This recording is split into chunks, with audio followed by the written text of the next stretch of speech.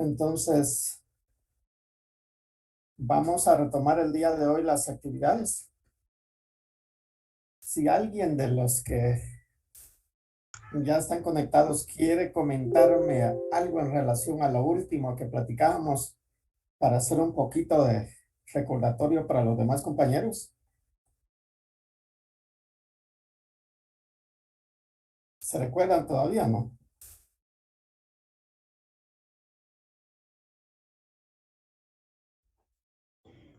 No. Creo que lo último que vimos fue eso que está presentando el licenciado sobre las formas de determinación de la etapa preparatoria. Hasta que, según usted estuvo hasta la última actividad que tuvimos, que fue el 3 de julio. Eh, sí, creo que sí estudié, licenciado. Ajá. Según sus apuntes, ¿hasta qué punto nos quedamos de la etapa? Estas son formas de terminación de la etapa preparatoria, pero también iniciamos la etapa intermedia. En esa Eh, etapa intermedia, ¿en qué parte, según sus apuntes, nos quedamos?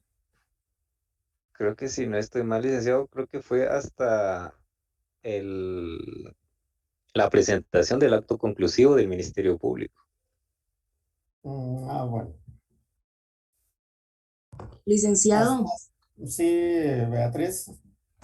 según mis apuntes, el día 3 vimos lo que es la audiencia de revisión de medidas de coerción, el artículo 264 del Código Procesal Penal, y terminamos con eso. Y usted nos dejó de tarea leer unos artículos de la etapa intermedia que yo anoté, pero ya leyendo deduje que a lo mejor no lo anoté bien, que eran del artículo 232 al 343 del Código Procesal Penal, y nos dio como que los puntos que iba a tocar de la etapa intermedia, que era el objeto, tipos de controles con el acto conclusivo, control formal, sustancial, características, y así, pero no los tocó ese día, dijo que iba a ser tema para la siguiente clase.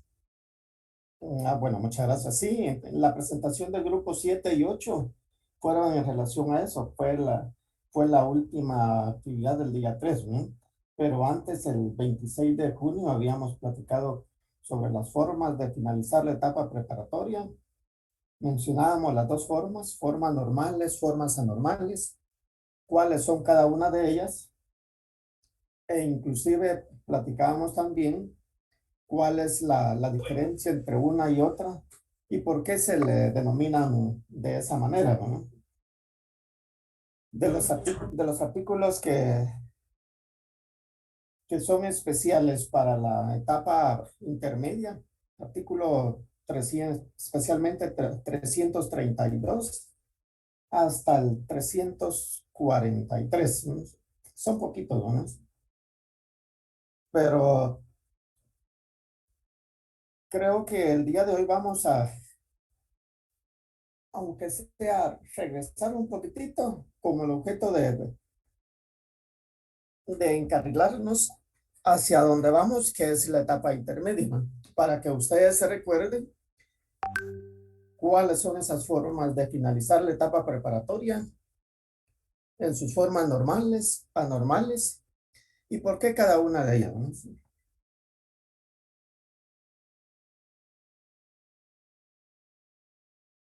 El tiempo que sirvió de vacaciones para ustedes y para mí también, ¿no?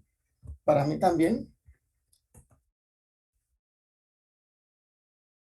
creo que nos debe de incentivar para reiniciar el día de hoy, porque muchos de los compañeros se estaban preguntando si va a haber descanso por medio año, ¿no? Entonces, ya estando complacidos con ese descanso de medio año, vamos a retomar la actividad del día de hoy. Yo les pediría a todos ustedes de que se preocupen o nos preocupemos un poquito más en relación a cada uno de los temas, porque Y acá para adelante ya prácticamente poquito temas teóricos y todo lo demás práctico en relación al grupo 9 hasta el 18, que es la cantidad de grupos que hay, ¿no? Tenemos que ir leyendo antes de ver cada uno de los actos procesales que se van a desarrollar, porque porque es la única manera como podemos irlos entendiendo, ¿no? Si no leemos antes, no lo vamos a entender, nos vamos a quedar como a medias. Entonces yo sí les pido a ustedes que nos preocupemos de aquí para adelante, ¿no? Este semestre, en apariencia, termina hasta siendo un poco más corto que el anterior, porque si todo va normal, Dios lo permite, finalizamos terminando octubre, o si mucho, primera o segunda semana del mes de noviembre. Entonces, como les repito, se siente más corto el semestre, y si no lo aprovechamos, nos vamos a quedar a medias del proceso penal y no lo vamos a terminar.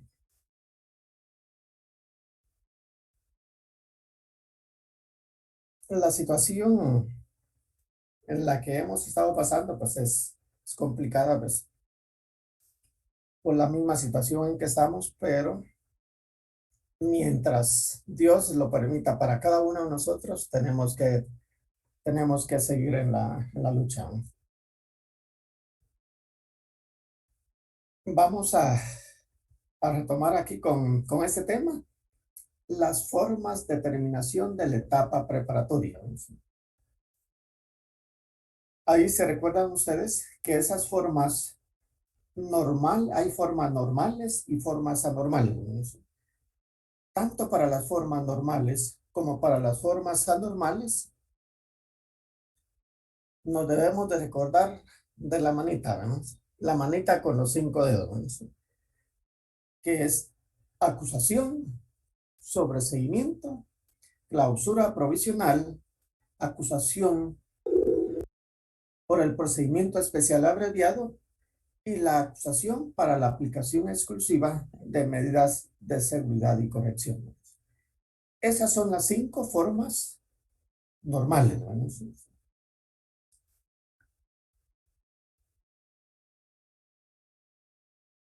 Las anormales, ¿verdad?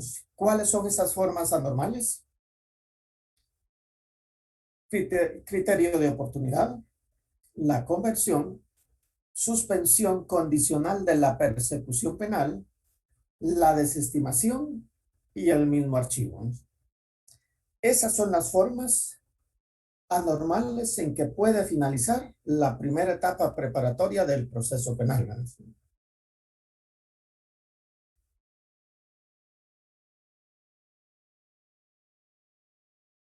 Alguien que me lo quiera comentar o que me quiera mencionar alguna, ¿no? ¿Por qué decíamos nosotros que son 5 las formas normales de finalizar la etapa preparatoria? ¿Por qué son normales?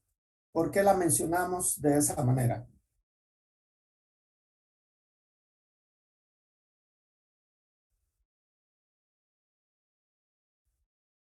¿Quién me lo dice?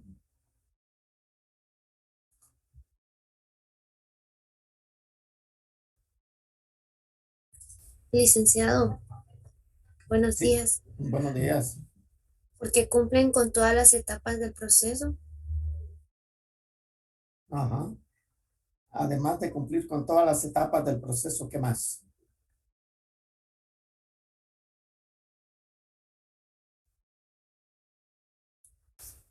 porque finalizan con un auto o una sentencia y Ujú. que también finaliza el proceso. Ajá. Esa es una de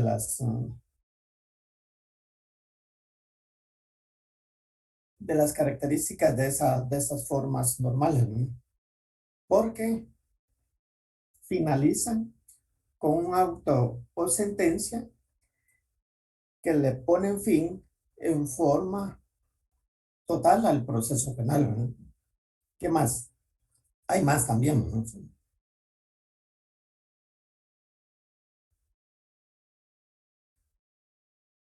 Decíamos, ¿no? Características de cada una o diferencias entre formas normales y anormales, ¿no? La primera que mencionaba Catherine, ¿no? Terminan con una autosentencia que le ponen fin, si quieren ustedes de manera definitiva o de manera total, al proceso penal, ¿no? ¿Por qué al terminar con una autosentencia le ponen fin de manera total al proceso penal, ¿no? Porque esos autos o esas sentencias, si se recurre por medio de los medios de impugnación, si las partes procesales quedan satisfechas con ese auto o sentencia y no hacen uso de esos medios de impugnación, transcurrido el tiempo para promover esos medios de impugnación, el auto o las sentencias quedan firmes, ¿no? ¿Y cuándo? ¿Y qué es que una sentencia o un auto quede firme? ¿Cuándo se consideran firmes un auto o una sentencia? ¿Dónde encontramos eso? El licenciado, queda firme una sentencia cuando ya se han agotado todos los recursos. Ajá, sí, así es. ¿Cuál sería su fundamento? Ahorita lo busco, licenciado.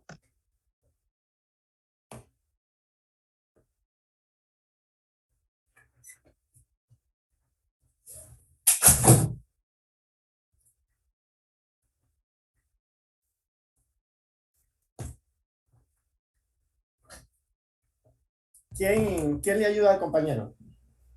¿Dónde encontramos el fundamento para decir que un auto o una sentencia quedan firmes al haberse agotado los medios de impugnación o haber transcurrido ese tiempo sin haber hecho uso de esos medios de impugnación?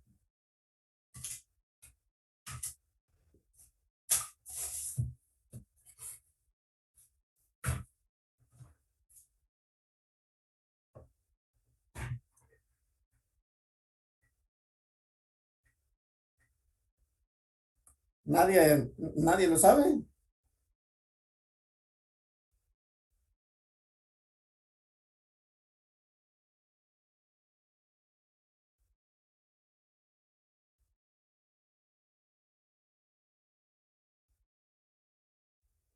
Ese es el Clic. artículo 253 de la Ley del Organismo Judicial, licenciado. Ajá, pero si lo leemos, por favor.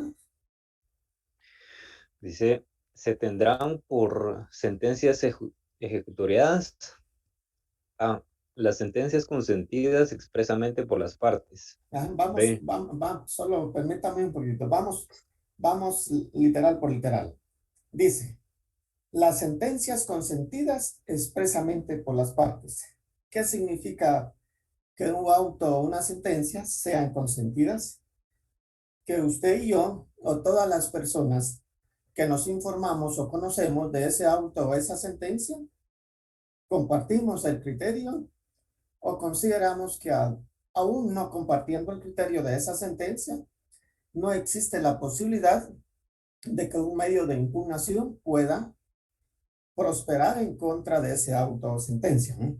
Eso es lo que podemos considerar en relación a tener las sentencias consentidas expresamente por las partes. Siguiente literal, por favor.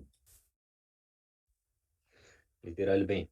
Las sentencias contra las cuales no se interponga recurso en el plazo señalado por la ley. Ajá. Es otra de las situaciones, ¿no?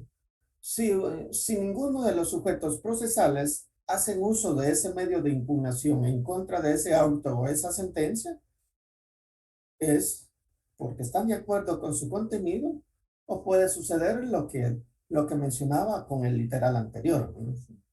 Siguiente. Literal C. Las sentencias de las que se ha interpuesto recurso, pero ha sido declarado improcedente, o cuando se produzca caducidad o abandono. Ajá. Aquí hay algo importante, ¿no? Las sentencias de las que se ha interpuesto recurso, pero ha sido declarado improcedente, ¿no? Ahí estamos con lo que usted mismo mencionaba, ¿no? Aquellas sentencias contra las cuales se ha interpuesto ese recurso, pero ha sido declarado improcedente y como consecuencia de ello puede causar firmeza ese auto o esa sentencia, ¿no? Porque acá dentro del proceso penal no opera lo siguiente que se menciona ahí, ¿no? O cuando se produzca caducidad, ¿no? La caducidad dentro del proceso penal no es aplicable, ¿no? Porque la caducidad sí la encontramos dentro del área civil, ¿no? Pero no aquí en el área penal, ¿no? El abandono sí, ¿no? El abandono, yo puedo promover un recurso y puedo abandonar, puedo desistir de continuar el trámite de ese recurso o simplemente ya no pronunciarme, ¿no? Si es que después necesito pronunciamiento en relación a eso, ¿no? Pero la caducidad no, ¿no? La siguiente literal, D. Las de segunda instancia en asuntos que no admitan el recurso de casación. esta literal es aplicable al proceso penal, ¿sí o no?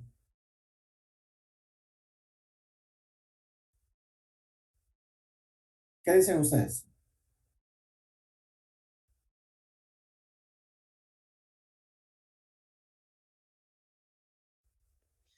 Yo pienso que sí es aplicable porque el Código Procesal Penal establece el recurso de casación. Entonces, Ajá, por sí. ende, Ajá. Ahí no hay problema, ¿no?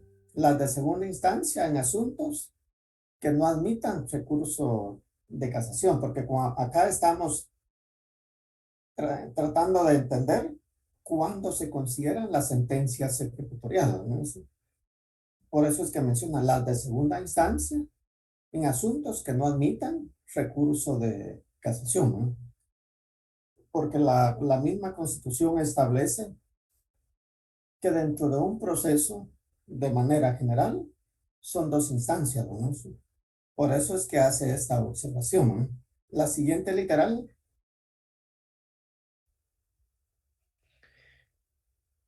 las de segunda instancia, cuando el recurso de casación fuere desestimado o declarado improcedente. no, ahí no hay vuelta de hoja, ¿no? Ahí no hay vuelta de hoja. Aplicable para el proceso penal, porque el recurso de casación dentro del proceso penal es considerado como un recurso extraordinario, ¿no? ¿Por qué un recurso extraordinario? Porque ya decíamos que el proceso penal normalmente tiene solamente dos instancias, ¿no? La siguiente, Las de casación no pendientes de aclaración o ampliación. que tiene la misma relación con la literal anterior, ¿no? Siguiente, Las demás que se declaren irrevocables por mandato de la ley y las que no admiten más recurso que el de responsabilidad. ajá, que no es esta literal, no es aplicable acá, igual que la siguiente literal, tampoco es aplicable acá al proceso penal, ¿no? Porque se refiere al auto, en estas decisiones de los árbitros. Cuando en la escritura de compromiso se hayan renunciado los recursos si no se hubiera interpuesto el de casación, ¿no? Entonces, aquí es donde nosotros encontramos el fundamento para decir, termina con un auto de sentencia que le pone en fin en forma total al proceso penal, pero cuando esas sentencias estén firmes. Entonces ya miramos dónde está el fundamento para decir cuándo causan firmeza un auto o una sentencia. La siguiente diferencia, ¿no? Firme los autos o sentencia producen los efectos de cosa juzgada. ¿Y qué decíamos? ¿A qué se refiere firme los autos o sentencia, producen los efectos de cosa juzgada. ¿Qué decíamos que es, se debe de entender o se conoce por cosa juzgada?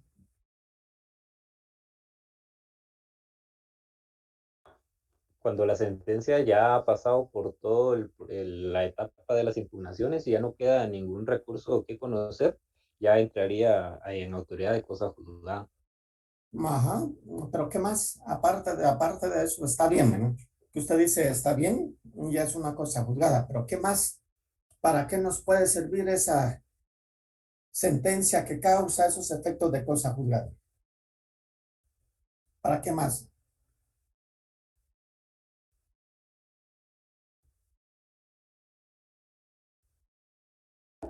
Licenciado, tal vez para que ya no se pueda volver a imputar al procesado por el mismo delito. Exacto, exacto, a eso es donde voy, ¿no? A eso es donde voy. Que a la persona que se le ha procesado, ya se ha emitido un auto, una sentencia que causa firmeza y que tiene los efectos de cosa juzgada, como se menciona acá, esa persona tiene la garantía, tiene el respaldo legal para decir, ya no me pueden perseguir por este hecho que ya se conoció, ¿no? El famoso principio de non bis in idem, ¿no? La prohibición de no perseguir más de una vez a una persona por el mismo hecho. Eso es lo que también debemos de entender en relación cosa juzgada, ¿no? Y la tercera diferencia o característica, hacen cesar toda medida de coerción impuesta.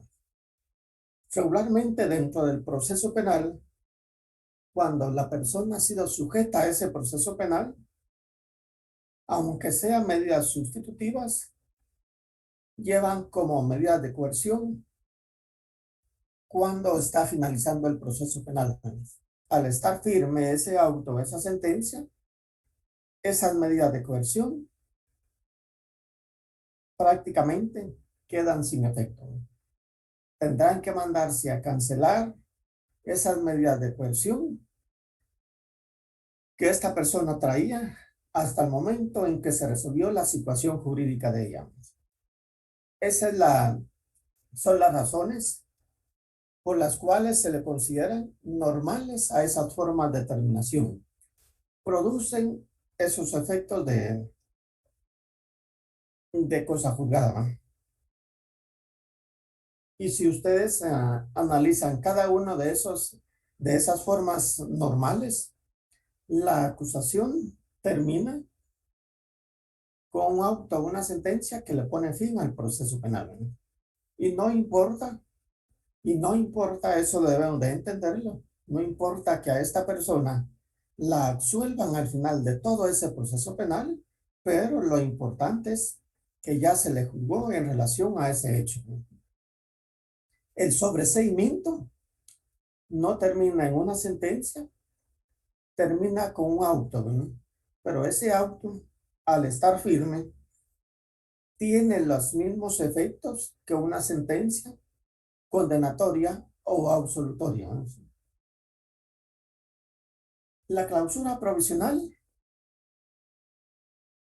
no termina tampoco con una sentencia, termina con un auto que después de reiniciarse esa clausura provisional, sí va a terminar con una de los dos actos procesales, ¿no? La sentencia o el auto que le pone fin al proceso penal. La acusación por el procedimiento especial abreviado, ¿cómo termina? La acusación por el procedimiento especial abreviado, ¿cómo termina?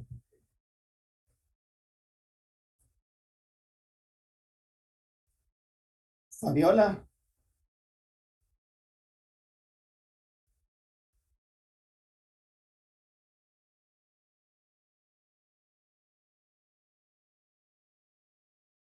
Fabiola.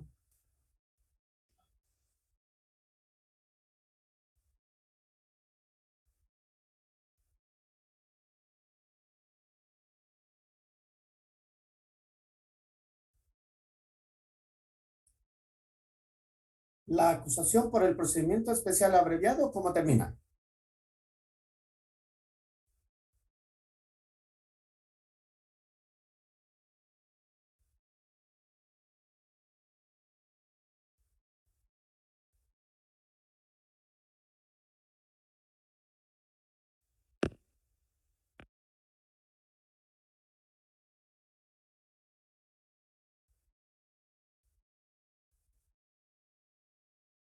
Como que no se escucha, ¿verdad? Sí.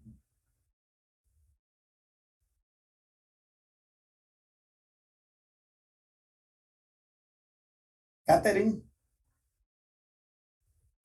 Y que le iba a decir que sí. Bueno, yo sí lo alcanzo a escuchar. Cabal, lo que les iba a decir, que sí me escuchan, pero me van a contestar, pero no sabemos, no van a decir.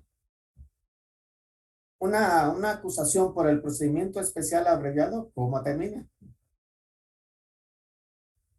Yo tengo apuntado que finaliza con la etapa intermedia porque el juez decide admitir esa acusación por el procedimiento que emite una sentencia. Ajá, entonces termina con sentencia, ¿no? Sí, sí. Sí, Lick. Termina con sentencia en la etapa intermedia, ¿no? Sí. Y la acusación para la aplicación exclusiva de medidas de seguridad y corrección también terminan con una sentencia, ¿no? Pero esa sentencia que se emite dentro de ese tipo de acusación es para que dentro de ese juicio por esas medidas de seguridad y corrección se discuta si esta persona realmente es incapaz y a consecuencia de esa incapacidad necesita la aplicación de una medida de internamiento, pero igual es una sentencia. Las formas anormales, ¿no? Terminan con un auto que no le ponen fin definitivamente, o sea, de inmediato al proceso penal, ¿no? ¿Por qué decíamos que esas formas anormales terminan con un auto que no le ponen fin de manera inmediata al proceso penal, ¿no? Recordemos cuáles son esas formas anormales, ¿no? Decíamos criterio de oportunidad, la conversión, suspensión condicional de la persecución penal, la desestimación y el mismo archivo, ¿no? ¿Por qué? ¿Por qué esas formas anormales no le ponen fin de forma inmediata al proceso penal?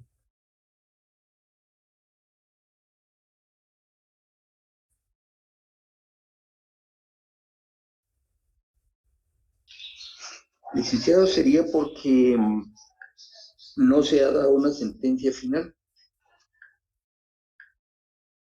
Ajá. ¿Por qué más?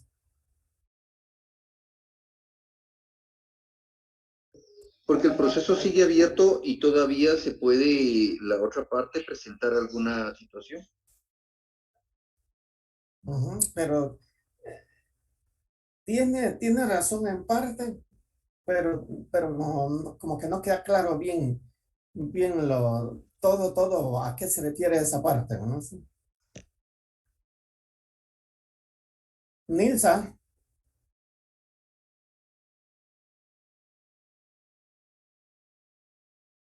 Nilsa Quevedo, Sí, buen día, licenciado. buenos días. Sí escuchó lo que estoy preguntando. ¿Podría repetirlo? Disculpe, licenciado.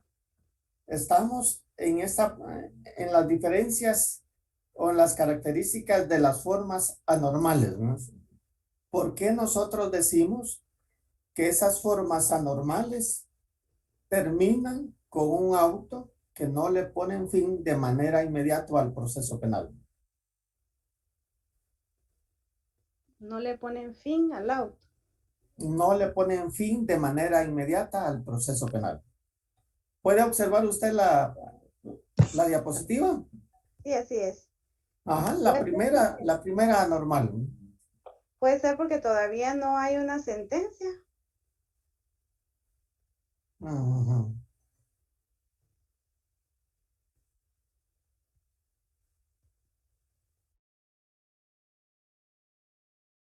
¿Por qué más?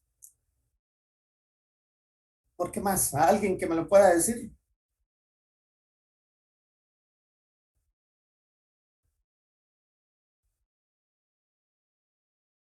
Porque el caso puede ser reabierto. Por ejemplo, en la clausura provisional de la persecución penal, si el Ministerio Público no tiene los suficientes elementos de prueba para formular la acusación, entonces el juez dicta la clausura provisional y cuando el Ministerio Público pues, ya tenga los elementos de prueba, puede volver a solicitar que se abra el proceso.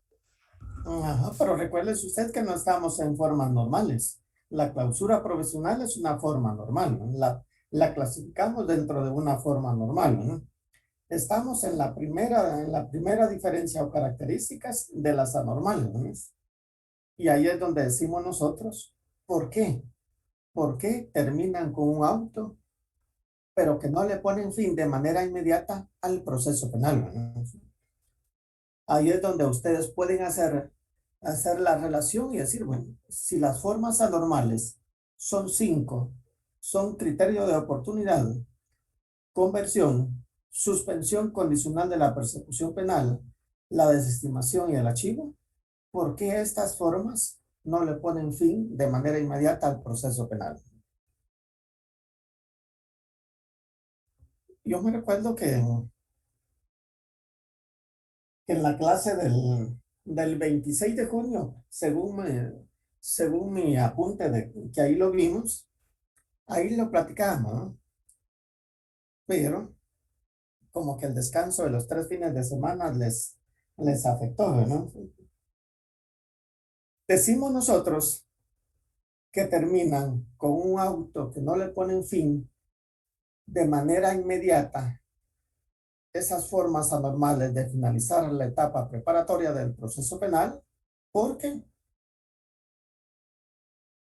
si lo relacionamos con el criterio de oportunidad, autorizado ese criterio de oportunidad, decíamos nosotros, tiene que transcurrir un año a partir de la autorización de ese criterio para que se pueda tener por extinguida la responsabilidad penal, ¿no? Tiene que transcurrir un año en relación al criterio de oportunidad cuando ya está autorizado, ¿no? Y en relación a la suspensión condicional de la persecución penal, decíamos, ¿no? Si un juez autoriza esa suspensión condicional de la persecución penal, no le pone fin al estar autorizado ese beneficio, ¿no? ¿Y por qué no le pone fin? Porque uno de los requisitos para que se pueda tener por extinguida la responsabilidad penal a favor de la persona A la farmacia. A ver cuánto me va a salir la luz. es que haya transcurrido el periodo de prueba que el juez le impuso al momento de autorizarse, que no puede ser menor de 2 años ni mayor a 5, y transcurrido ese periodo de prueba y cumplidas las condiciones, ya se puede considerar como extinguida esa responsabilidad penal, ¿no? Y los otros 3 actos anormales todavía más distintos, ¿no?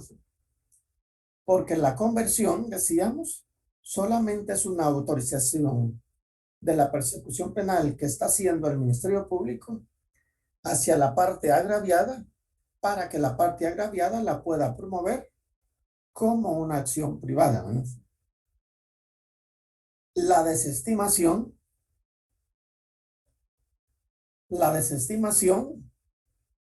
no causa o no le pone fin de manera inmediata al proceso penal, porque si después de autorizada esa desestimación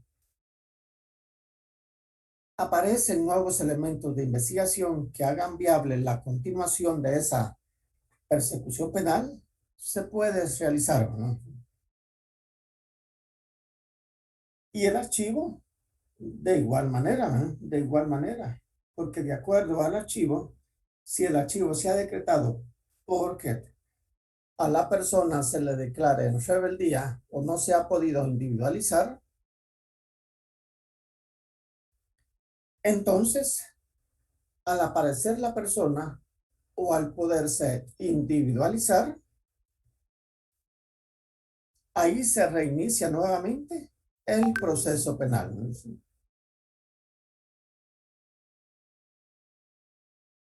La segunda diferencia, ¿no? Cesan medidas de coerción en algunos actos, ¿no? Y por eso es que está aquí la observación o entre paréntesis, criterio que se refiere al criterio de oportunidad y la suspensión condicional de la persecución penal, que son las únicas formas anormales que pueden traer inmersas al finalizarse medidas de coerción. Y otros no terminan el proceso penal, ¿no? De lo que mencionábamos en relación a la conversión, desestimación y el mismo archivo.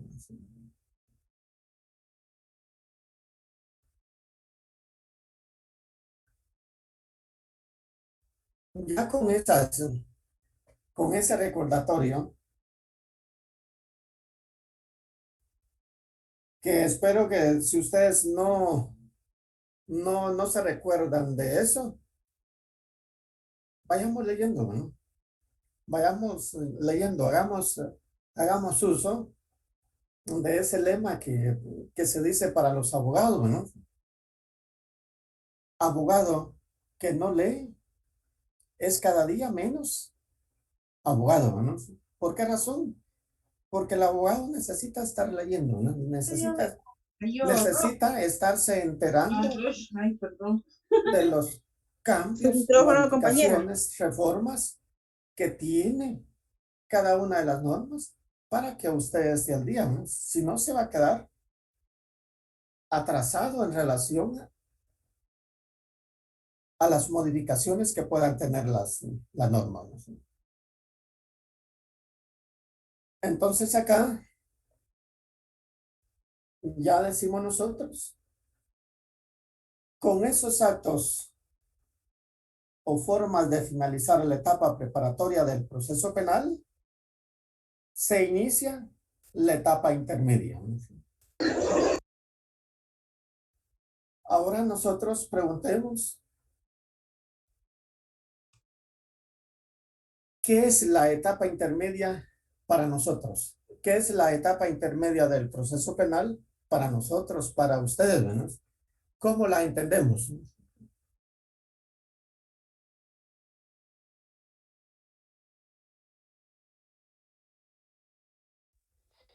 De acuerdo al artículo 332, que establece cuál es el objeto de esta etapa, dice que su objeto es que el juez evalúe si existe o no fundamento para someter a una persona a juicio oral y público, por la probabilidad de su participación en un hecho delictivo o para verificar la fundamentación de otras solicitudes que el Ministerio Público haga. Ajá. Eso sería lo que aparece acá, ¿no? Lo que podemos nosotros entender en relación cuál es el objeto de la etapa intermedia.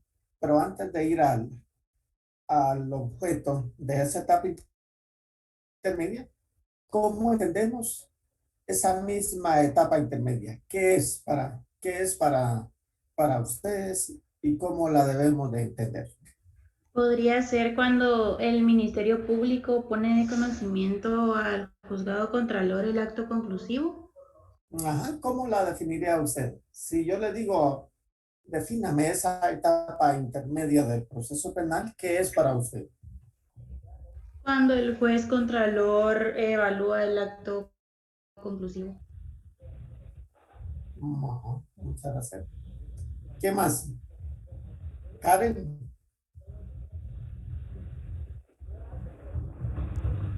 Buenos días, licenciado. Buenos días. Es la etapa donde el fiscal del Ministerio Público formula la acusación y también la petición de la apertura a juicio cuando a su consideración es necesario proceder con el proceso. Ajá, me parece bien. Muchas gracias. ¿Alguien más?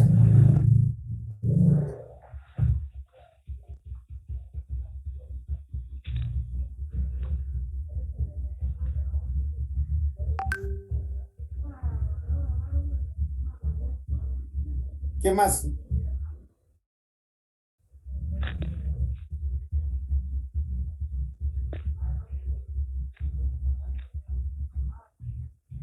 Licenciado, en esa etapa intermedia es donde también se admiten o se rechazan las pruebas. Sí, yo le puedo decir que sí, ¿verdad? Pues parte de la etapa intermedia donde los sujetos procesales hacen su ofrecimiento de medios de prueba. Unas se pueden admitir y otras se pueden rechazar, ¿no? Sí podríamos considerarlo parte de eso, ¿no? ¿Qué más?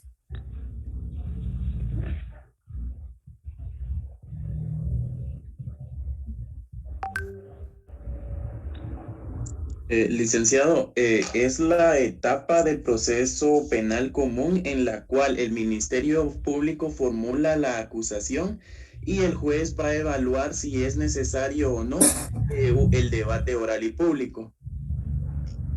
Sí, también me parece bien.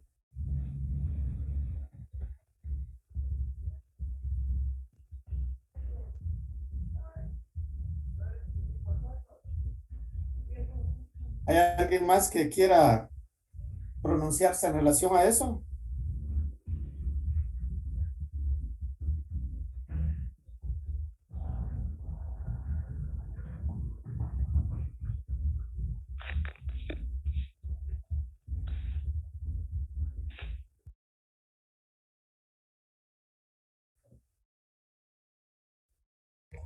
Licenciado, tal vez que el fiscal es quien solicita la apertura a juicio. Sí, me parece también bien, ¿no? Pero cómo la completamos? ¿Cómo la armamos, por decirle así a ustedes? La etapa intermedia. La etapa intermedia es la segunda etapa del proceso penal, ¿no? Entonces, pensando en que la etapa intermedia es la segunda etapa del proceso penal, ¿cómo integramos esa definición?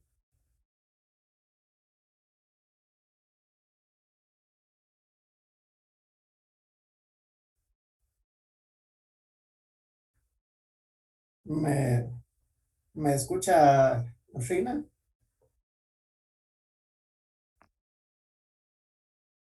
Sí, licenciado. Buenos días. Buenos días, licenciado. ¿Qué nos dice usted en relación a la etapa intermedia? ¿Qué es? ¿Cómo la mira usted?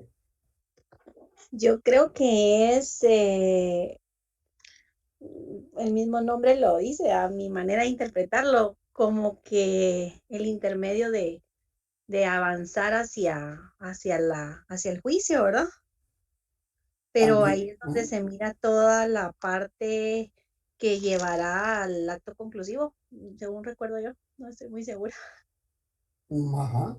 Es que también puede verse de esa manera, ¿eh? Y si uno lee un poco de teoría en relación a qué se debe de entender en relación a la etapa intermedia, también hay algunas personas que lo miran, que es aquella etapa del proceso penal que está al centro de la etapa preparatoria y la etapa del juicio, ¿eh? Por eso es etapa intermedia, ¿eh? Pero ¿para qué nos sirve, no? Entonces nosotros digamos que es aquella segunda etapa del proceso penal que busca como objetivo o que tiene como fin el conocer o el discutir el acto conclusivo formulado por el fiscal como consecuencia de la etapa preparatoria, ¿no? Lo vuelvo a repetir. ¿O me Y captaron la por idea? favor, Sí, licenciado, por favor, repita. Sí, por Ajá. favor, Escuchemos. Es aquella segunda etapa, del proceso penal que tiene como fin u objetivo el discutir el acto conclusivo formulado por el fiscal como consecuencia de la investigación realizada en la etapa preparatoria, ¿no? Esa puede ser una de las definiciones o cómo entender la etapa intermedia, ¿no? Pero ustedes pueden también armar una definición propia de cada uno de ustedes, tomando en cuenta esos requisitos, ¿no? Es la segunda etapa que busca el discutir el acto conclusivo formulado por el fiscal y todavía agregarle, ¿no? Y establecer si existen esos presupuestos para que ese proceso penal pueda continuar hacia la etapa del juicio, ¿no? Porque cuando se discute el acto conclusivo de acusación, el objetivo de esa acusación en el procedimiento común es lo que mencionaba el compañero hace un momento en relación al artículo 332, en relación al objeto de esa etapa intermedia, ¿no? Cuando se discute un acto conclusivo de acusación, ese acto conclusivo se discute para establecer si los hechos que contiene esa acusación son justificables junto a los medios de investigación para continuar a la etapa del juicio. Eso es lo que podemos entender en relación a la etapa intermedia. Ahora volvamos a mirar lo que hace un momento leía el compañero del 332, ¿no? ¿Cuál es el objeto de esa etapa intermedia? Y el segundo párrafo de ese artículo 332 dice lo siguiente, ¿no? La etapa intermedia tiene por objeto que el juez evalúe si existe o no fundamento para someter a una persona a juicio oral y público por la probabilidad de su participación en un hecho delictivo o para verificar la fundamentación de las otras solicitudes del Ministerio Público. Entonces, de esa parte, de ese artículo debemos nosotros de extraer y pensar que la etapa intermedia del proceso penal no tiene solamente como objetivo discutir la acusación, ¿no? Tiene como objetivo discutir el acto conclusivo en general que haya formulado el fiscal a consecuencia de todo lo que recabó en la etapa preparatoria, ¿no? Ese es el objeto, ¿no? ¿Alguna duda o comentario en relación acá?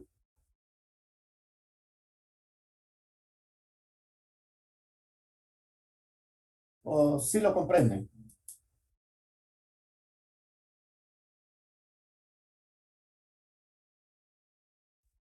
comprendido, licenciado. ¿Seguro? Hasta el momento todo claro, Lic. Bueno. Entonces vamos con lo siguiente, ¿no?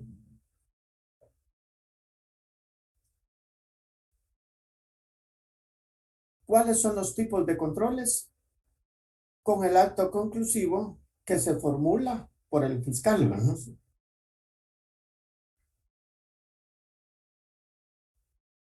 se dice que en los tipos de controles que se formulan o que se crean a consecuencia del acto conclusivo que el fiscal ha formulado son prácticamente dos, ¿no? El control formal y el control sustancial, ¿no?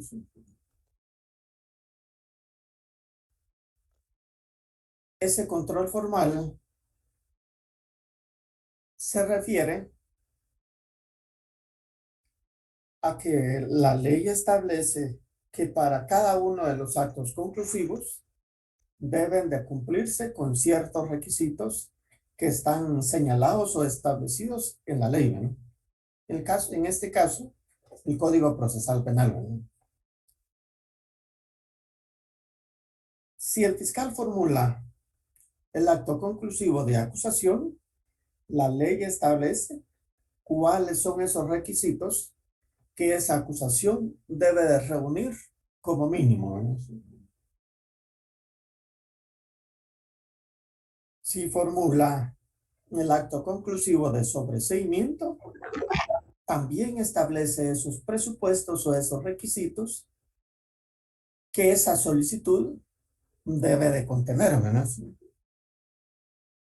Y si miramos cada uno de los otros actos conclusivos, también se señala cuáles son esos requisitos para que usted pueda hacer una solicitud de clausura provisional, cuáles son los requisitos para que pueda plantear una acusación por el procedimiento especial abreviado y de igual manera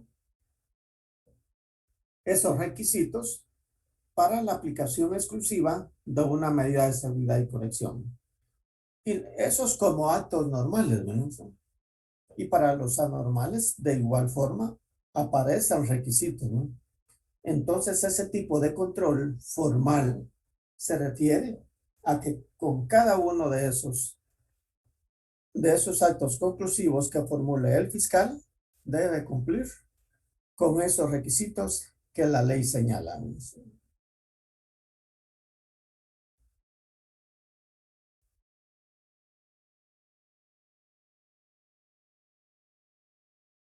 El siguiente tipo de control, el control sustancial, ¿no?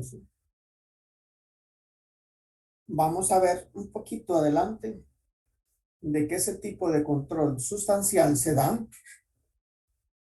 cuando cada uno de los sujetos procesales hacen su pronunciamiento en relación a ese acto conclusivo que el fiscal ha formulado, ¿no?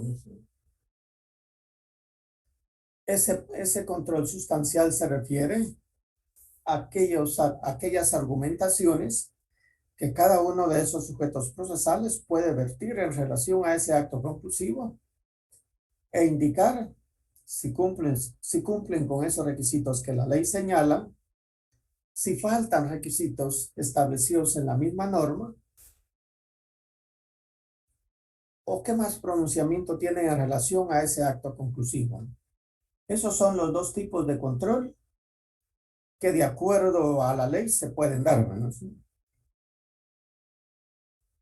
¿Cuál es la característica de la características de la etapa intermedia?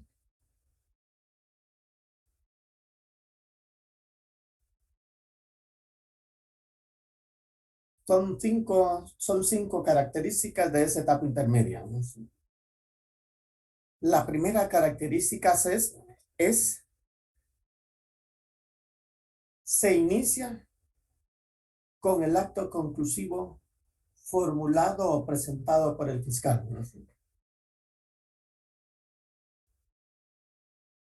No importa cuál acto conclusivo sea el que el fiscal está formulando o está presentando, pero en la etapa intermedia se inicia de esa manera, ¿no? Con la presentación del acto conclusivo formulado por el fiscal. ¿Cuál es la segunda?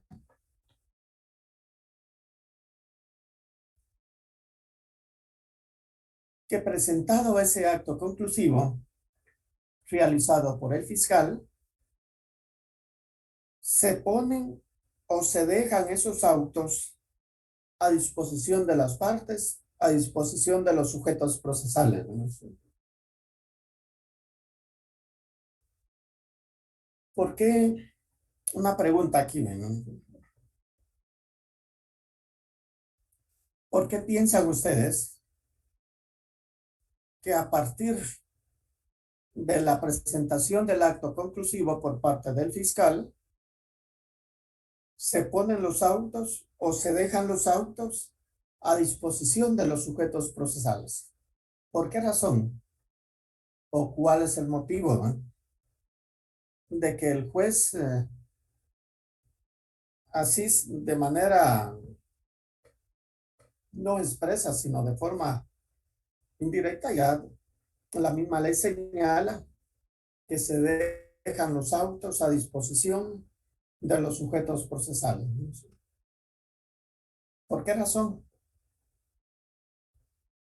Si alguien me lo puede decir. Para que las partes se pronuncien, licenciado. ¿En qué momento se van a pronunciar las partes?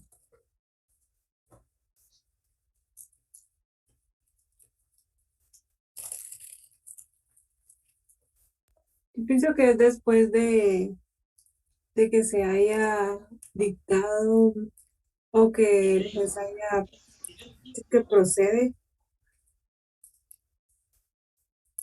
o que la prueba sí es válida. Ajá. ¿Qué más? ¿Hay algo más que eso? Yo considero, licenciado, que es para que en el caso de la defensa prepare su defensa en la audiencia de etapa intermedia que se debe de hacer en un plazo no máximo de 15 días después de haber presentado el acto conclusivo. Entonces yo considero que es con la intención de que también la parte que agraviada pues prepare su defensa. Exacto. Y esa audiencia de la etapa intermedia, ¿desde cuándo traen las partes conocidas? ¿Cuándo se va a hacer? ¿Se recuerdan de eso? Sí, licenciado, esa audiencia queda fijada al final de la etapa preparatoria de la audiencia de primera declaración, en donde se establece el plazo de la investigación y se establece también la fecha de presentación del acto conclusivo y la fecha para que se lleve a cabo la audiencia de etapa intermedia.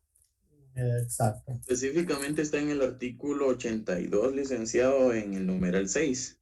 Ajá, sí, así es. Para eso sirve, ¿no?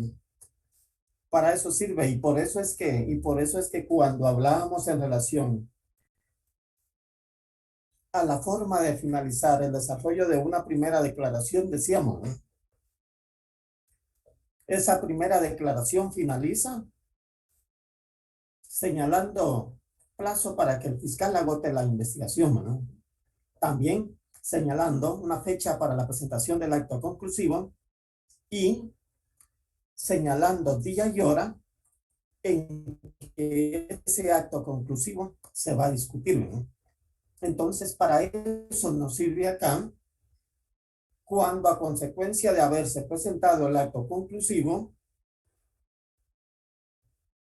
se ponen esos autos a disposición de las partes, ¿no? Para eso sirve, ¿no? Para que se enteren de qué acto conclusivo hizo el fiscal, ¿no? Para que se enteren de cuál es su contenido, ¿no? Cuáles son los hechos, cuáles son los medios de investigación que está presentando el fiscal y pueda preparar, como dice José Alfredo, esa estrategia o esa defensa para esa audiencia que está ya señalada, ¿no? Para eso sirve, ¿no? Porque también recordemos que yo les decía, ¿no? Los sujetos procesales distintos al fiscal tienen que estar pendientes de cuando el fiscal presente ese acto conclusivo.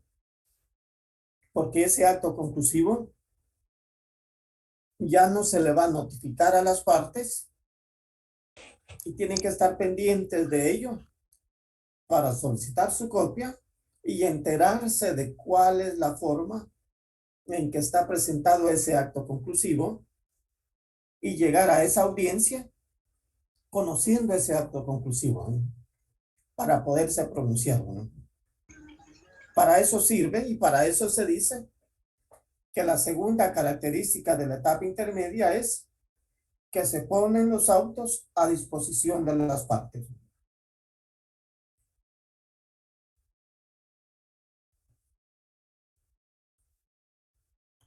Estamos allí, como dicen los patojos, en línea con eso. Sí queda claro, ¿no? Todo claro, licenciado. Ok. La tercera característica, ¿no? El control del requerimiento por parte de los sujetos procesales. Mucha relación con la anterior, ¿no? Si yo como sujeto procesal estoy atento para cuando el fiscal vaya a presentar ese acto conclusivo, me voy a enterar de su contenido y voy a poder tener un criterio y decir, cumple con los requisitos que la ley establece, por lo cual yo puedo estar de acuerdo o puedo tener objeciones en relación a ese acto conclusivo. Pero está bajo el control de los demás sujetos procesales, ¿no? La cuarta característica se discute en la audiencia señalada, ¿no? Ya decíamos cuál es esa audiencia señalada, ¿no? Es la que viene desde que se finalizó la audiencia de primera declaración, ¿no?, de esta persona. Y por último, característica de la etapa intermedia es que termina con un auto razonado, ¿no? Ese auto razonado puede ser un auto de apertura a juicio, un auto de sobreseimiento, un auto de clausura provisional o sentencia, ¿no? Debiendo también acá recordar que cuando en la etapa intermedia se refiere a que puede terminar con una sentencia, el único acto conclusivo que termina en la etapa intermedia con una sentencia es la acusación por el procedimiento especial abreviado, ¿no? La única, ¿no? No hay otro, ¿no? Esas son las características de la etapa intermedia, ¿no?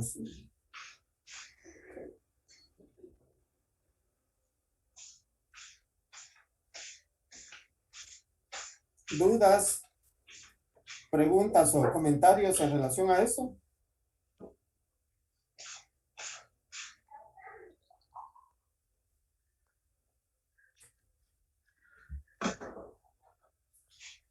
Licenciado, solo una duda en cuanto a lo que usted decía sobre los controles en la etapa intermedia, que se refería al control formal y al control sustancial. Ajá. Este tipo de controles se llevan a cabo durante entre todas las actuaciones que se lleven durante la etapa intermedia.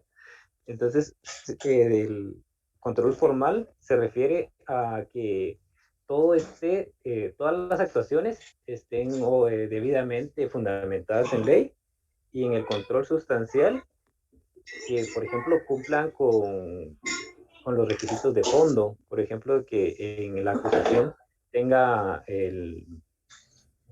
esté bien fundamentado la tipicidad del delito, las plataformas fáctica, jurídica, Supongo yo que a eso se refiere estos controles, o no sé si entendí mal. Bueno, decíamos el control formal, ¿no?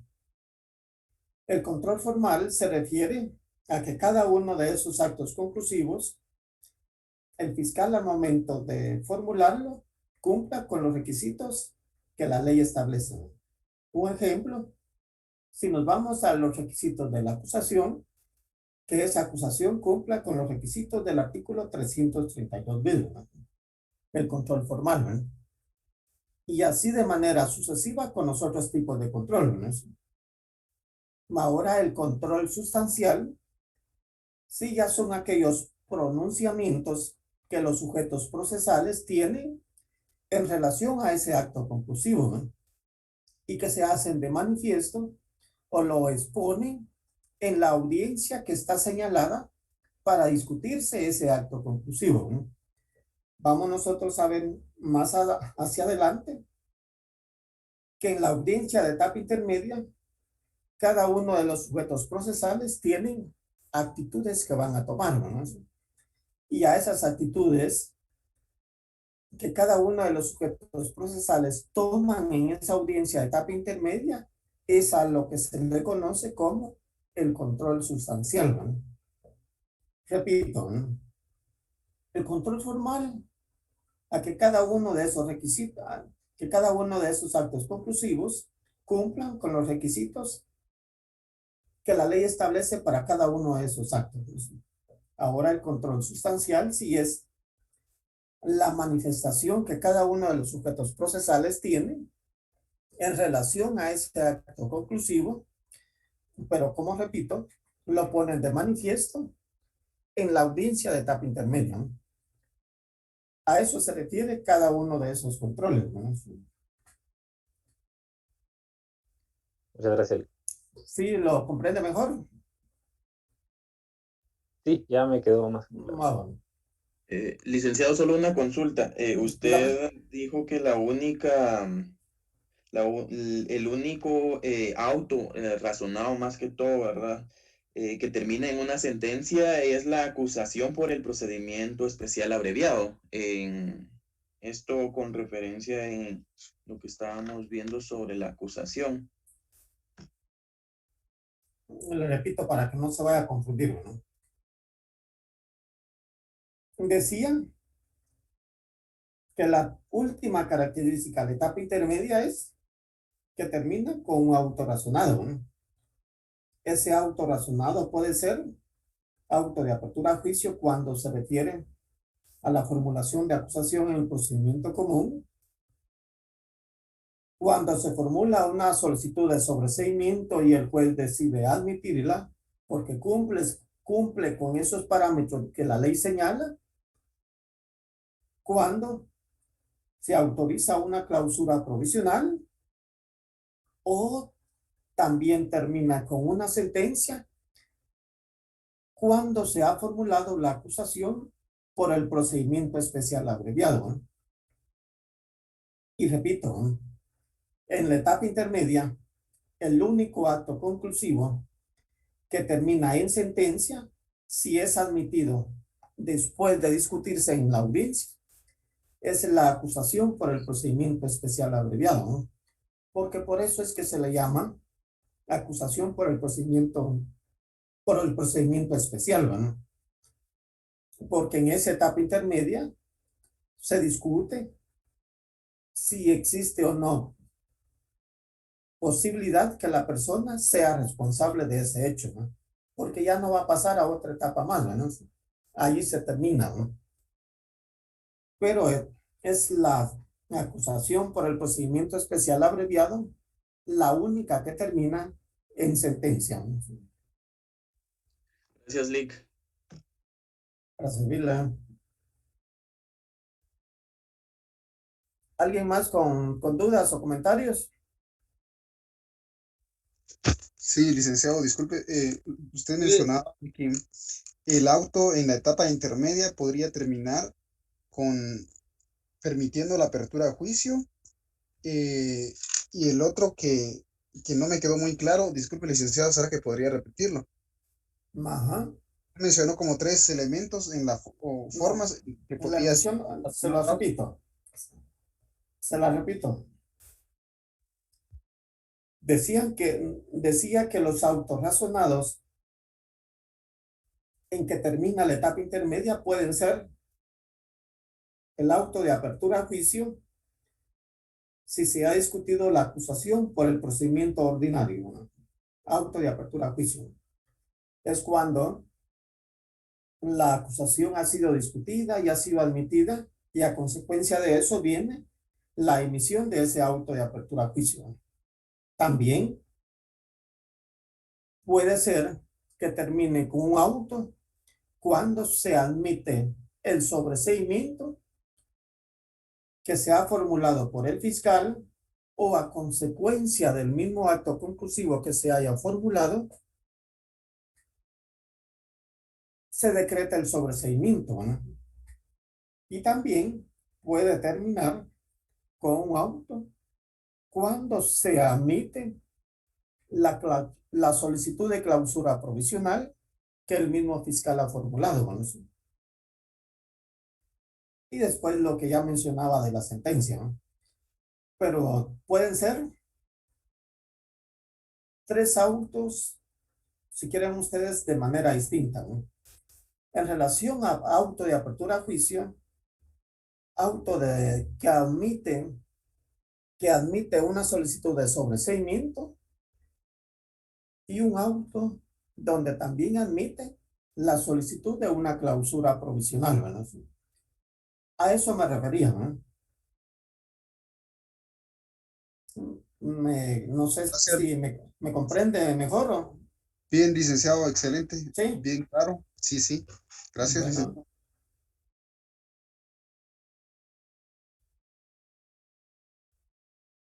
¿Alguien más? ¿O seguimos? Licenciado. Buenos días, estoy molestándolo. Sí, dígame. ¿Qué parámetros o qué características tiene que contener el procedimiento especial abreviado para que tenga validez? No me quisiera adelantar, ¿no? No me quisiera adelantar, pero cada uno de esos actos conclusivos normales donde está la acusación por el procedimiento especial abreviado, lo vamos a ver así detallado para establecer cuándo procede y cuáles son esos requisitos. Pero así a grandes rasgos yo le digo, ¿no? El primer requisito para la aplicación de una acusación por el procedimiento especial abreviado es que la pena que se espera imponer a esa persona no sea superior a 5 años, ¿no? También que la persona sindicada dentro de ese proceso penal admita los hechos que el fiscal le está atribuyendo como consecuencia de su responsabilidad, ¿no?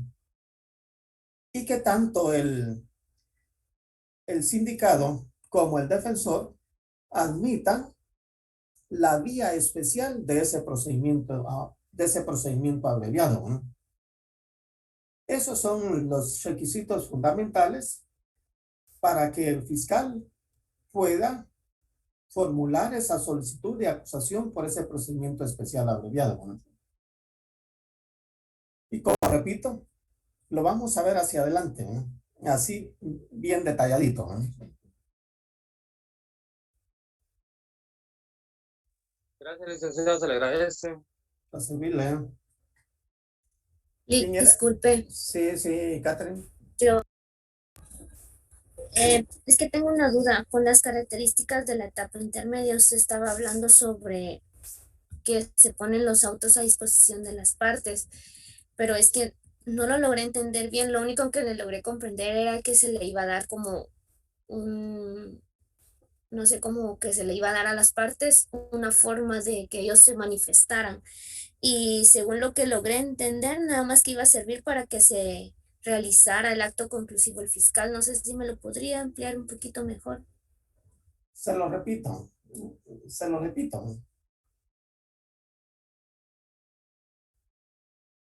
Cuando decía o comentábamos que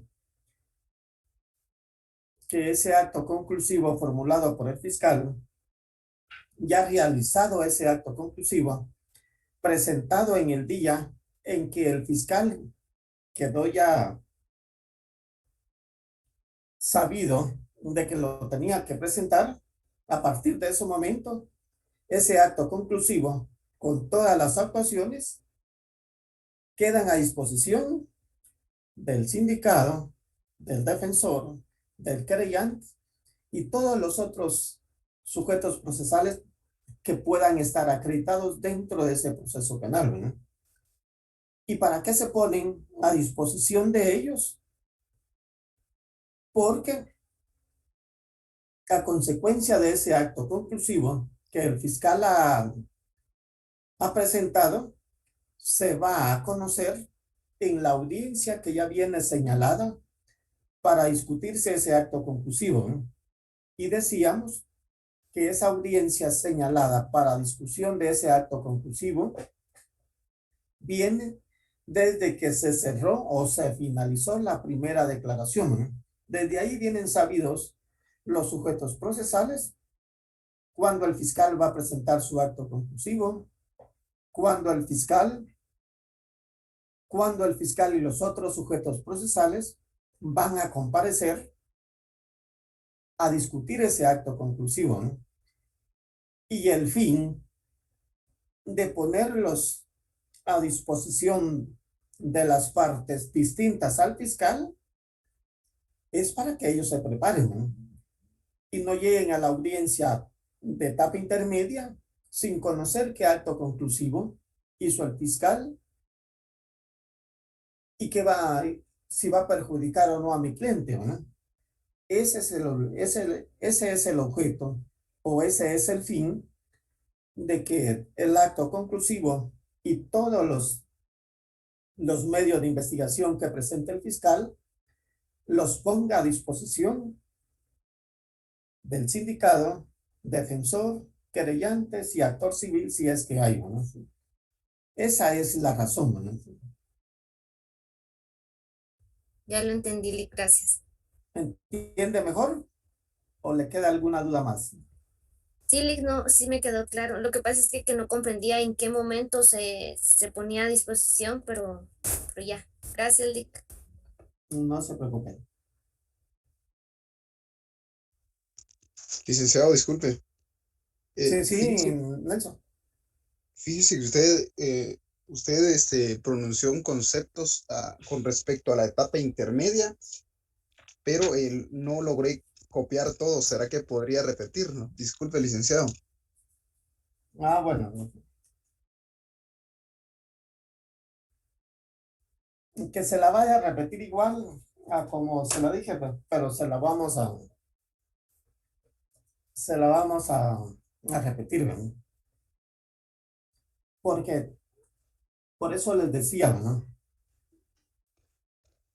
Que la etapa intermedia, ustedes mismos pueden crear su propia definición, pero entendiendo realmente cuál es el objeto o cuál es el fin de esa etapa intermedia, ¿no? Y por eso es que yo les decía, ¿no? Que la etapa intermedia es aquella segunda etapa del proceso penal que tiene como objetivo o fin discutir el acto conclusivo que ha formulado el fiscal, ¿no? Y también les mencionaba, ¿no? Que para otras personas la etapa intermedia del proceso penal es aquella etapa que se encuentra entre la etapa preparatoria y la etapa del juicio, ¿no? Porque el proceso penal como que se centra exclusivamente o le pone más importancia a las primeras tres etapas, ¿no? La etapa de investigación, donde pueden surgir todos aquellos elementos que pueden que pueden comprobar una hipótesis acusatoria o pueden al mismo tiempo desvirtuarla, ¿no? Y la etapa intermedia, porque es donde realmente se discute ese acto conclusivo que el fiscal ha formulado a consecuencia de todos los medios de investigación, ¿no? Donde usted como defensor podrá decir, la acusación no tiene sustento y no tiene sustento por esto y esto y esto y esto, ¿no? O si la acusación tiene sustento, no se comparte el criterio de una calificación jurídica, ¿no? No se comparte el criterio de la forma de participación de esta persona, ¿no? Ese es realmente la etapa intermedia. ¿Qué busca la etapa intermedia? ¿Qué es, bueno? Repito, aquella segunda etapa del proceso penal que tiene como objetivo discutir el acto conclusivo formulado por el fiscal, ¿no? Así de forma sencilla, ¿no? Muchas gracias, licenciado. Para servirle. ¿Continuamos o hay más dudas?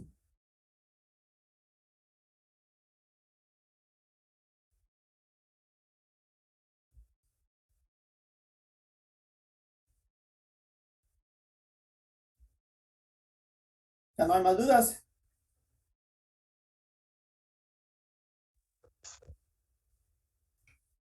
¿Quedó claro, Rina? Sí, licenciado, muchas gracias. ¿Segura? Sí, gracias, Lic. Ah, bueno.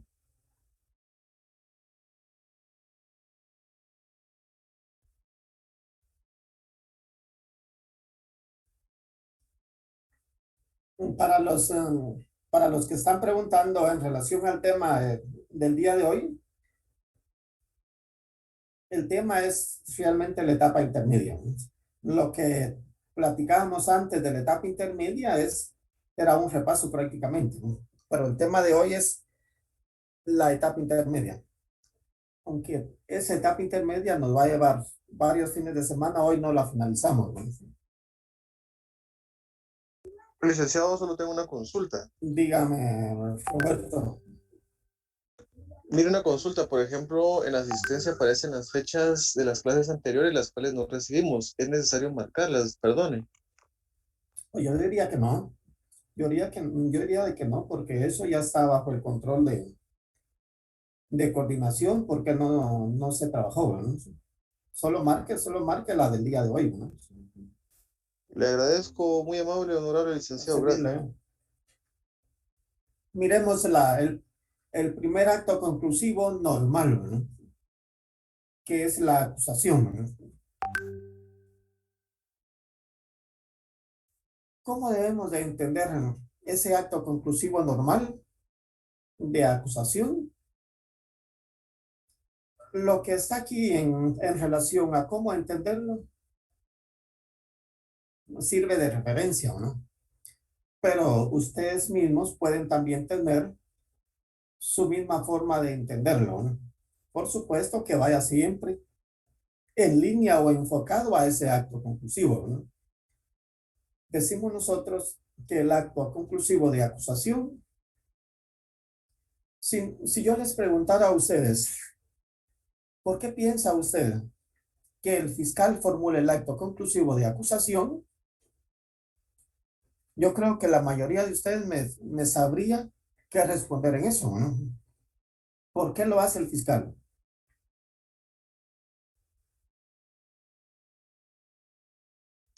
¿Qué piensan ustedes? Buenos días, les saluda Gabriela Sanabria. Yo pienso que es porque él ya tiene los suficientes medios de convicción que le permitan ligar a una persona a un delito establecido, pienso. Ajá. Y en parte no está malo, ¿no? Porque parte de lo que usted menciona es lo que al fiscal le puede servir para formular una acusación, ¿no? Si yo soy fiscal y a mí me llevan una investigación ya finalizada, yo lo primero que hago es analizar si esa investigación está finalizada y si aparte de estar finalizada, existen los suficientes medios de investigación como para decir, voy a formular ese acto conclusivo. No es para, lo único que yo le quitaría a lo que usted dijo es, no me va a servir para ligarlo a proceso o a un delito, ¿eh? Porque ligado a proceso, ligado a un delito, ya viene, ¿eh? Y por eso vamos con él hasta acá, ¿no? Pero sí, en entender en que el acto conclusivo de acusación lo formula el fiscal porque tiene los suficientes medios de investigación para hacerla, para formularla e inclusive para poderla defender, ¿verdad? Defender en la etapa intermedia y en la misma etapa de juicio, ¿eh? Porque si yo como fiscal no soy el primero en estar convencido que esta persona tiene responsabilidad, entonces, si en mí existe duda, no debería de formular la acusación, ¿no? Yo soy el primer convencido en que esta persona tiene responsabilidad, ¿no? Y de esa manera se lo voy a transmitir a los sujetos procesales en la audiencia de etapa intermedia y en la audiencia de juicio o de debate, ¿no? Pero miremos acá, ¿cómo se dice? Es aquel acto conclusivo formulado por el fiscal encargado de la investigación por el convencimiento firme que los hechos descritos pueden ser probados en juicio oral y público, así como la responsabilidad del acusado. A los que pusieron atención en el artículo 332, cuando leíamos cuál es el objeto, también podríamos decir, ¿verdad? Es aquel acto conclusivo que formula el fiscal a cargo de una investigación penal porque le da esa probabilidad de la participación de esa persona en los hechos delictivos que fueron investigados. Y como repito, solamente es como ejemplo una definición de la acusación, ¿no? De cómo entenderla. Pero lo fundamental acá es que ustedes puedan entender que ese acto conclusivo de acusación lo formula el fiscal porque él tiene los suficientes medios de investigación para probar en una etapa posterior a la etapa intermedia la responsabilidad penal de esa persona. Eso es lo fundamental, ¿no? Y recordando también que esa acusación la realiza el fiscal, primero por lo que ya decíamos, ¿no? Existen los suficientes medios de investigación ya recabados y lo hace también porque la responsabilidad de la persecución penal en base al principio acusatorio, ¿a cargo de quién está? A cargo del Ministerio Público, ¿no? Pero también deben de recordar, ¿no? Que si bien es cierto, en base a ese principio acusatorio, la investigación penal está a cargo del Ministerio Público, el Ministerio Público no está solo para acusar, ¿no?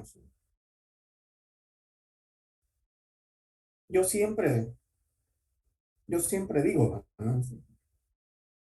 Aunque muchos ya lo conocen, pero siempre digo, ¿no? Que la función del fiscal no es solamente de acusar, no es solamente de señalar, sino también buscar la correcta aplicación de la ley, ¿no? Si ustedes se van se van a ver el contenido del artículo 251 de la Constitución. Ahí está, ¿no? Una de las funciones principales del Ministerio Público es velar por la correcta aplicación de la ley. Y en esa función de velar por la correcta aplicación de la ley, no está en hacer diferencia a quién va a favorecer o a quién va a perjudicar, ¿no? Por mandato constitucional se establece que esa es la obligación, ¿no?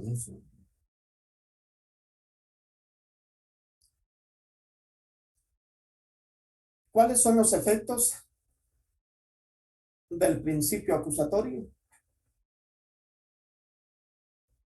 Tenemos tres efectos principales del principio acusatorio, ¿no? La primera, o el primer efecto es la existencia de una imputación debidamente formulada, ¿no?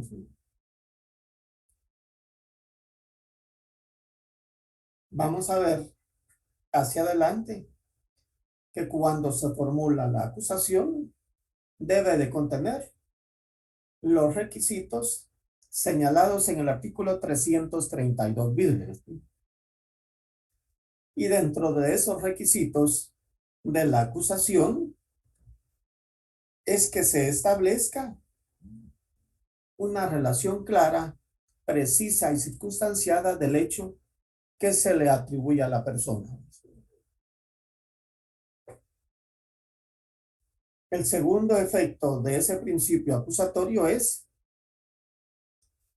que a consecuencia de una acusación prácticamente se marca cuál va a ser el objeto del juicio, ¿no? Sobre qué va a versar el juicio a la hora de que se admita esa acusación y vaya a la siguiente etapa, ¿no? La etapa del juicio, ¿no? ¿Sobre qué va a versar el juicio? Sobre lo que se formuló dentro de la acusación y sobre lo que se admitió al momento de emitir el auto de apertura a juicio, ¿no? Por eso se dice que el segundo efecto del principio acusatorio es que se fija cuál es el objeto del juicio.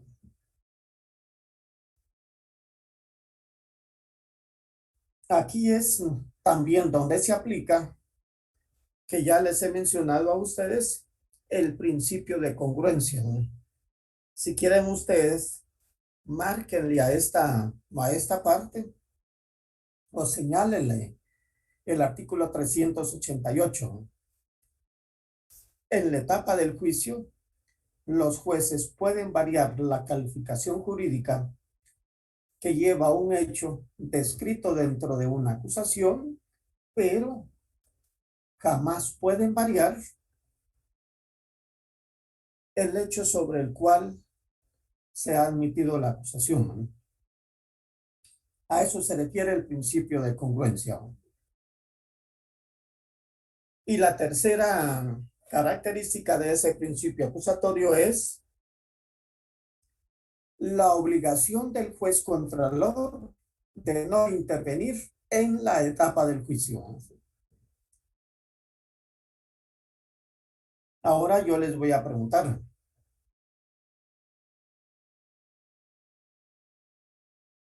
¿por qué se dice que el juez que ha conocido la etapa preparatoria y la etapa intermedia no puede conocer en la etapa del juicio? ¿Por qué piensan ustedes eso? Para mantener su imparcialidad. Sí, parte de eso, ¿no? Pero ¿por qué, no? ¿Por qué no puede conocer? ¿Por qué le prohíbe el conocer en la siguiente etapa?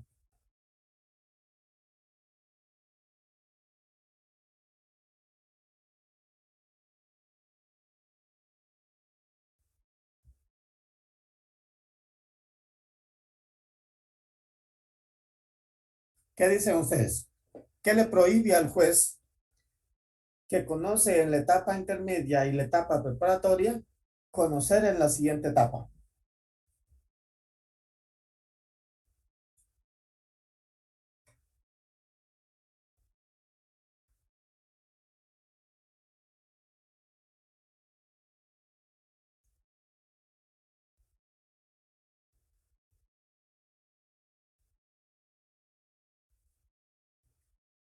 Licenciado, Sí, a lo diga, mejor, Beatriz. a lo mejor porque ya tienen una idea de cuáles son los elementos con que cuentan las partes para, como por ejemplo, elementos de prueba y todo eso que fueron presentados en las etapas que él tuvo conocimiento, entonces de una u otra manera ya lleva un conocimiento previo para el juicio o debate y no va a mantenerse de manera imparcial. Mientras que para un nuevo juez sería algo totalmente nuevo y pues pienso que por eso. Le pregunto, solo le pregunto algo, ¿no? Me parece la idea, suya, ¿no? ¿Cuál es el fundamento?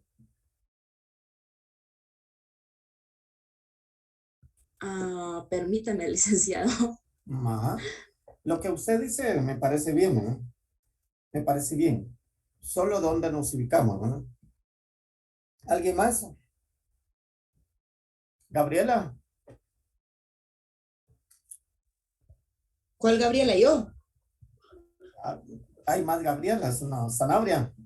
Sí, aquí estoy. No, Celic. No tengo Bueno. idea.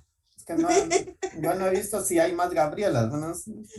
Pensé que le estaba hablando a su asistente, a Gabriela Córdoba. Sí, aparte de Gabriela, ¿no? Sí. Pero a ella como que me da pena preguntarle porque no puede regañar. ¿Verdad, Gabriela? Gabriela Alvarado. ¿Se puede cerrar la sesión, Vic? Manda.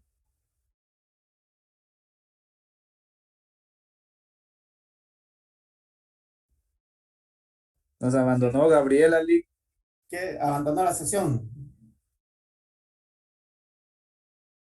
Ya le vamos a llamar la atención porque se fue antes de tiempo, ¿no? Bueno, ¿por qué más piensan ustedes? ¿Por qué no puede intervenir?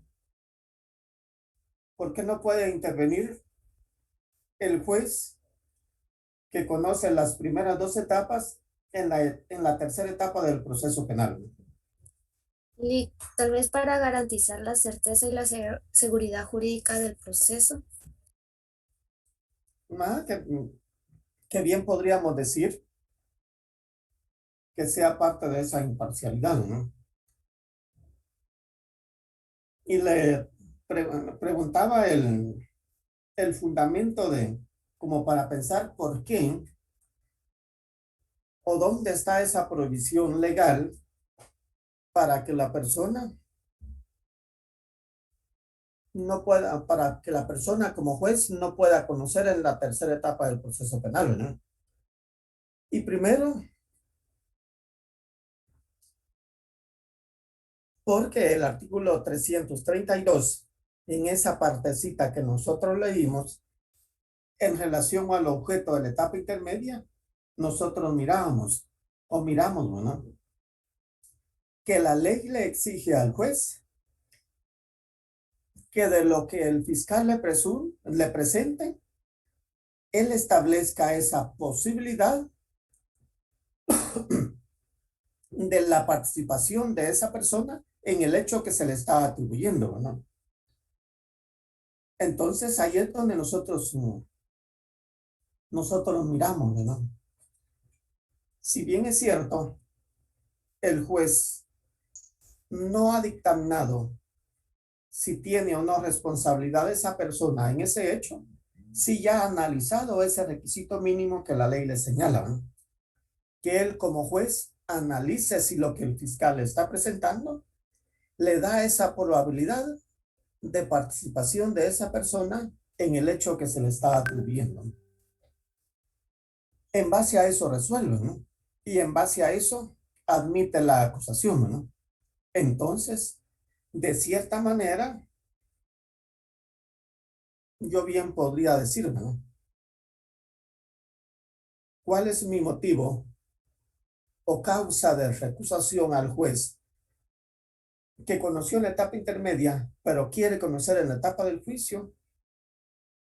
Porque lo trasladaron de esa judicatura al tribunal de sentencia que va a conocer y de casualidad le cayó a él, ¿no? Entonces, ¿cuál es mi fundamento para, para manifestar mi rechazo en que él conozca? Primero, por lo que mencionaba el artículo 332, ¿no? Y segundo, porque en base a las causales que establece la ley del organismo judicial, yo ya hasta puedo atreverme a decirle, usted en el presente caso ya emitió opinión, ¿no? Ya manifestó con el solo hecho de emitir el auto de apertura a juicio que mi cliente tiene una probable participación en estos hechos que se van a conocer, ¿no? Por lo cual usted no debe de conocer, debe de inhibirse de continuar conociendo en la presente causa y solicitar que se nombre a otra persona, a otro juez, para que conozca en el debate oral, ¿no? Esas son las razones por las cuales nosotros decimos la obligación del juez contralor de no intervenir en la etapa del juicio. ¿Y por qué? Por lo que ya mencionábamos. Eso en relación a la acusación, ¿no? Lic, disculpe, ¿qué artículo sería de la ley del organismo judicial? Las causas de recusación están en el artículo 122, 123, ¿verdad? Gracias, Lic. Allí aparecen las causas o impedimentos para que un juez o las personas no puedan seguir conociendo, ¿no? Licenciado, una consulta. Bueno, dígame. En un juicio por el procedimiento común, en total van a ser 5 jueces que van a intervenir dentro del proceso. Si no estoy mal, uno va a ser el juez contralor, otro el juez que va a dictaminar el juicio, y creo que van a ser 3 jueces que van a declarar la sentencia. No siempre, ¿verdad? No siempre, ¿no? Si el hecho sobre el cual se va a discutir tiene una pena superior o mayor a 15 años de prisión, es donde va a conocer un tribunal colegiado. El tribunal colegiado es el que se integra con las 3 personas que usted mencionaba, ¿no? Tres jueces. De esos 3 jueces, uno será el presidente, el que dirige el tribunal, ¿no? Si la pena es menor a 15 años, es donde va a conocer un juez de sentencia de manera unipersonal, ¿no?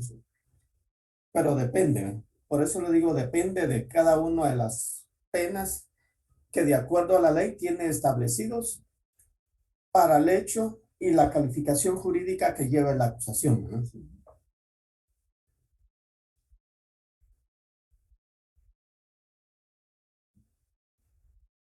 ¿Sí me escuchó? Sí, licenciado, perfecto. Bueno. ¿Alguien más que tenga dudas o comentarios de esto?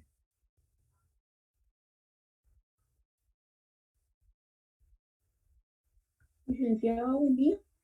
Buenos días. Entonces sería la literal D del artículo 123, donde habla de las excusas, cuando el juez ha intervenido en el asunto del que resulta el litigio, ¿no?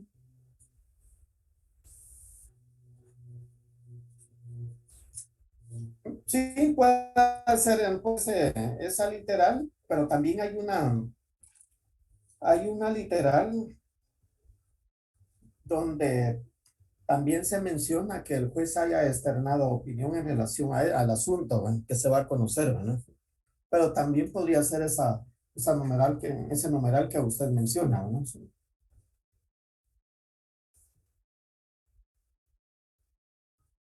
Gracias. ¿Más dudas o comentarios en relación a esto? Les vuelvo a repetir, ¿no? Sí, licenciado, yo tengo una duda. Dígame, ¿cuál es su duda? Fíjese que quiero que tal vez usted me ponga un ejemplo del principio de congruencia. Y cuando habló de esa parte me quedé con duda porque usted habló de que no se puede cambiar la calificación jurídica, pero no el hecho. Entonces yo necesito como un ejemplo. Para entenderlo mejor, usted, ¿no? Imaginemos que se formuló la acusación. Esa acusación se formuló por el delito de robo agravado. A consecuencia del mismo debate, a consecuencia del mismo juez, dentro de ese mismo debate se llega a establecer que los requisitos para adecuar los hechos al delito de robo agravado no se dan, ¿no? Y que únicamente se da para hacer la calificación jurídica de un delito de robo, ¿no? Recordemos que para la comisión de un delito de robo y un delito de robo agravado son elementos distintos, por lo cual lo hace agravado, ¿no? Al no comprobarse esos requisitos dentro de la etapa del juicio para ese robo agravado, es donde el juez al momento de resolver ya no lo califica únicamente como robo agravado, sino únicamente como robo, ¿no? Ahí es donde hace la variación en relación a la calificación jurídica, pero, y ahí es donde les mencionaba yo, que los hechos no los pueden variar, ¿no? Más sí la calificación jurídica. O bien puede ser, ¿no? Que iba la acusación por el delito de robo y en la misma etapa del juicio no pudieron probar esa violencia que se necesita para adecuar al delito de robo y lo terminaron calificando como un delito de hurto, ¿no? Esas son las posibilidades que la ley da en atención a ese principio de congruencia, ¿no? Me imagino que ya vio el artículo 388, ¿no? Sí, licenciado, lo que pasa que me había como confundido. Digamos, al decir los hechos serían como las circunstancias como ocurrió ese delito, ¿verdad? Y entonces eso no varía. Entonces ya entendí. Pero sí puede variar, digamos, la calificación porque esas circunstancias como ocurrió el delito puede darle al juez otra calificación para darle. Por ejemplo, en el femicidio en grado de tentativa, podría ser solo violencia contra la mujer, ¿verdad? Podría cambiarse. Podría ser, ¿no? Podría ser, ¿no? Ajá. Pero siempre los hechos están ahí porque fue como ocurrió ese delito, fue quienes participaron, todo eso, bueno, ya le entendí. Ajá. Sí, ¿verdad? Sí me entiende. Ajá. Ah, bueno. Gracias, licenciado. Para servirle.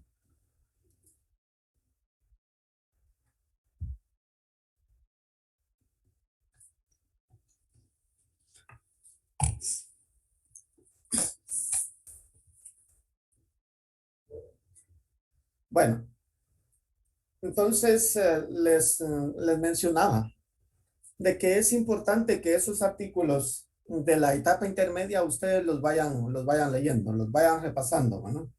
Porque es la única manera como ustedes pueden ir comprendiendo mejor esto que estamos mirando actualmente, ¿no? Y les repito, ¿no? Traten de ir leyendo, pues, esperemos que de aquí para adelante ya no tengamos inconveniente para las actividades. Y lo vamos a dejar aquí el día de hoy, ¿no?